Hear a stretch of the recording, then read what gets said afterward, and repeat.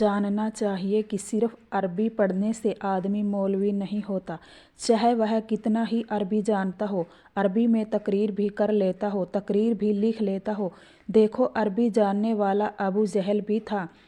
بلکہ وہ آج کل کے عربی پڑھے ہوئے سے زیادہ عربی جانتا تھا، تو پھر وہ تو بہت ہی بڑے درجے کا مولوی ہونا چاہیے۔ حالانکہ اتنی عربی جاننے کے باوجود اس کا نام ابو جہل ہوا،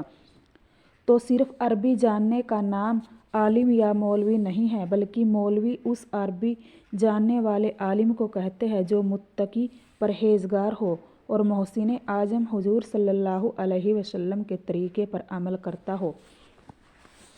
آپ کی سنت کا عاشق ہو۔ کیونکہ مولوی میں نسبت اور تعلق ہے مولا کی طرف، یعنی مولا والا، بس جب وہ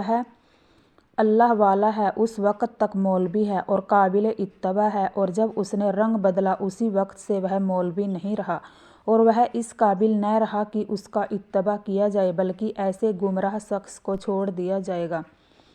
چاہے وہ ساری دنیا کے لوگوں سے زیادہ عربی جانتا ہو۔ خوب سمجھ لو، چاہے وہ خدا بنتا ہو، نبوت کا دعویٰ کرتا ہو، دین میں نئی نئی باتیں نکالتا ہو، مردود ہو۔ السلام علیکم ورحمۃ اللہ وبرکاتہ۔